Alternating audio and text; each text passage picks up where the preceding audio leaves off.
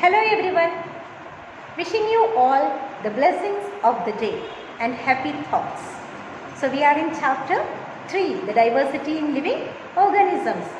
Hope all of you remembering the previous sessions that which we have learnt. Let's recall the things that which we have learnt. So we have learnt regarding biodiversity. Then we have learnt the classification of living organisms, on which basis they are being classified. Then we have come across the taxonomy. What is taxonomy? With examples we have learnt. Then the next thing is that we have learned is that the Carolus Linnaeus, one who had given the first classification. We have learned about the great scientist Carolus Linnaeus, one who had given the classification. The next that which we have learned was binomial nomenclature with examples. Then we have learned the rules and regulations of the binomial nomenclature. Then we have here few examples. We have come across the few examples of binomial nomenclature.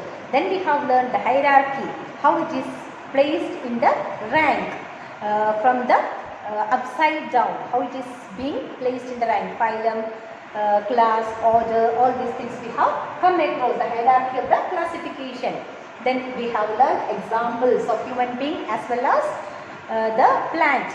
And the next we have learned about the famous scientist one who had given 5 kingdom classification, that is R.H. Whittaker, the 5 kingdom. He had divided into 5 kingdom. And next we have learned the Carl Husse one who had divided this 5 kingdom into 3 main domains. And we are having 3 domains: eukarya, bacteria and archaea. Eukarya, bacteria and archaea. And next we have learned the eukaryotic, that which is coming the domain kingdom Plantae, kingdom Fungi, kingdom Animalia and kingdom Protista comes under this domain. And today we will learn the classification of kingdom Monera. The classification of kingdom Monera. So here this is the first kingdom that which is we are going to classify, kingdom Monera. So we have varieties of bacteria. Varieties of bacteria are present here. You can see here the varieties of bacteria. The first point is that they are microscopic. So the kingdom Monera, they are microscopic and prokaryotic. What is the meaning of prokaryotic? Pro means first, karyon means nucleus. So that is, nucleus is absent, no nucleus, and there is no organized nucleus in kingdom Monera and no nuclear membrane. Here, no organized nucleus, no nuclear membrane. Then primitive cell without membrane bound organelles. What is the meaning of membrane bound organelles? We know that in every cell is having a membrane bound organelle. That means it will be having a outer covering. Every cell will be having a outer covering. But here there is no membrane bound cell organelles in kingdom Monera. Next, it possesses flagella for the locomotion. That means in every organism, back of the organism, they will be having a flagella. That means for the movement purpose. Flagella is for the movement purpose. Next, about the nutrition of kingdom Fungi. They are autotrophic. What does autotrophic means? They prepare their own food. They are able to prepare their own food. Then heterotrophic. Heterotrophic means they depend upon other organisms. Parasitic. Parasitic means they are very, very naughty. They will be living inside the other organisms. It can be plants, it can be animals living inside the host, parasites. The next is saprophytic.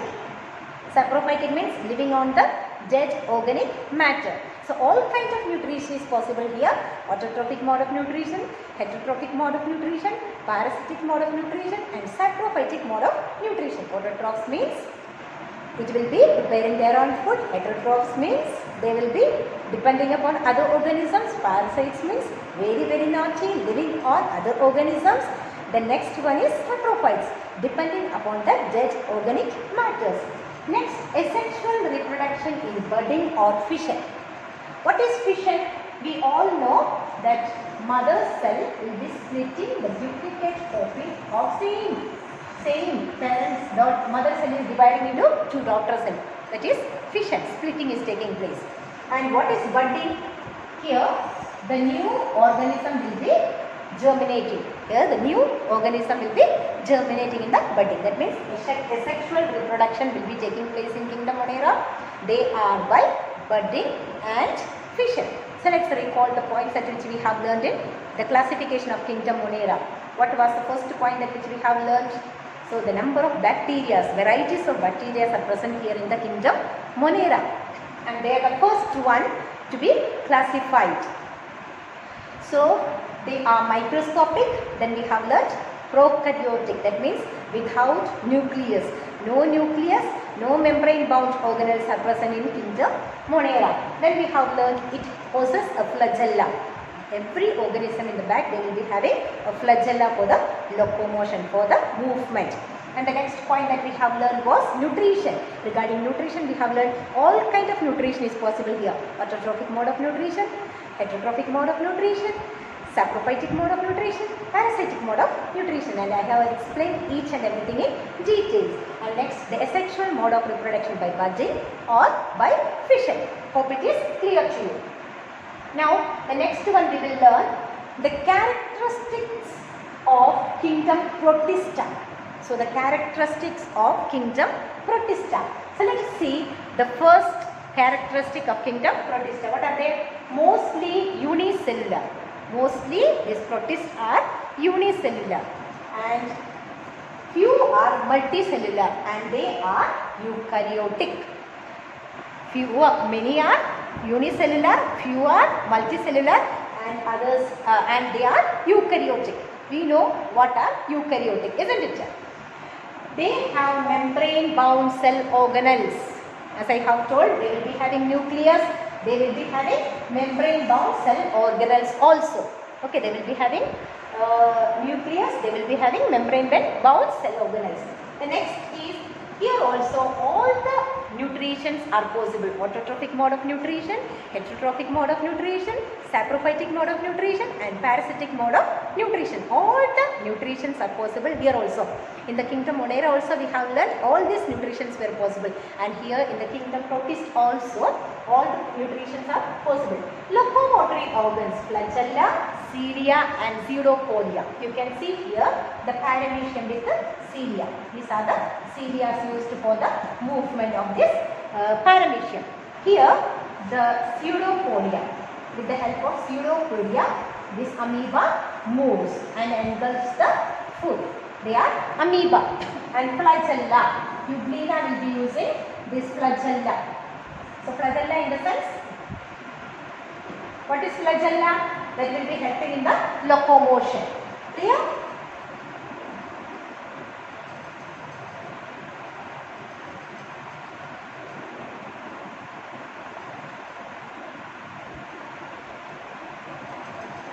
Hope these two characteristics are clear to you. Let's see the next one. Now let's talk the important characteristic features of kingdom fungi. So fungus, we know it's very common. Fungus is very common. We can see everywhere, even in our house. The moisturized area, dampened wet areas. You might have seen the greenish structure that which is formed during the rainy season.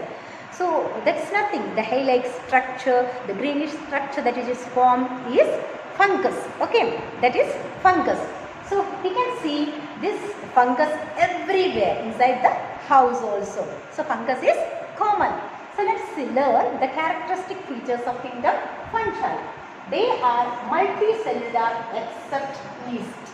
They are multicellular. So most of the fungi are multicellular, but except yeast. Yeast means they are unicellular. Unicellular means single cell, having single cell. The body comprises of hyphae and mycelium. So this fungi will be having a hyphae and mycelium. It means body comprises of a hyphae and mycelium. What is hyphae and mycelium? You can term it in this way. Okay. Then the cell wall is chitinous. That means the cell wall is made up of chitin. What is chitin? Chitin is a substance that which is made up of carbohydrates. Okay. So because of the presence of the chitin, it is said that they are having strong affinity in the atmosphere. They are not able to destroy that easily the fungus.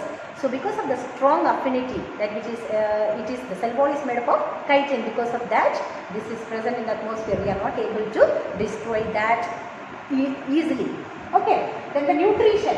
All the type of nutrition is not possible here. Only the saprophytic mode of nutrition. That means depending upon the dead organic matter. Saprophytic mode of nutrition. They are absorptive. They are able to produce enzymes by themselves. Sometimes they are absorptive. The fungus are able to produce their own enzymes. Then extracellular digestion also takes place. In fungi, the extracellular digestion takes place. And reproduction. Coming to the reproduction of fungi, vegetative, sexual as well as asexual. So three modes of reproduction takes place: vegetative, sexual as well as asexual. So here any part of the fungus can detach from there and it can form a mycelium and a hyphae. Okay. So here there are few examples. Common mushroom. So mushroom is the example of fungus that which we eat. So how amazing is the world of classification is, isn't it? So next we have example here, Aspergillus. Okay, Aspergillus. You can see here the image of Aspergillus. The cell wall of the chitin, the cell wall of the fungus is made up of chitin. As I have told, it is made up of carbohydrate. That's what it is having the strong affinity.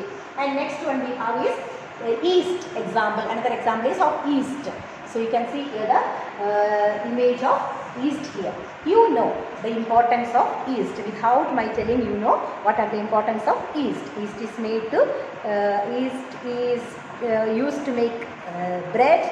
It's used to make cake. It's used to make beer. So we used to make many things, many items, daily items that which we are using yeast in our daily food items.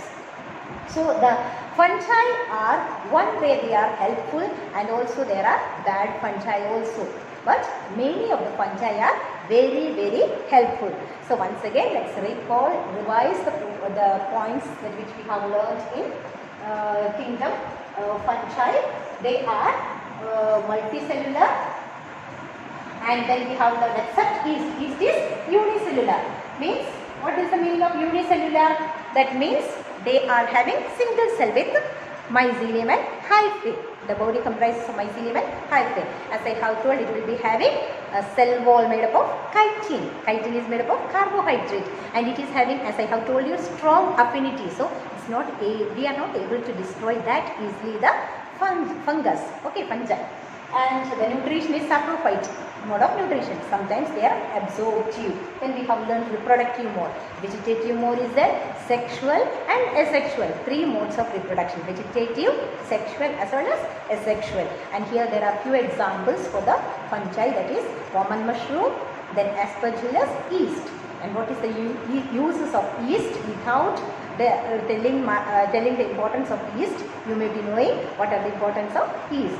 Yeast is used to cook bread, or we can make food items with the yeast, beer, cakes, bread, all these items we are using on the daily basis. Yeast are being used. So it's very, very important. So how amazing is the classification, isn't it?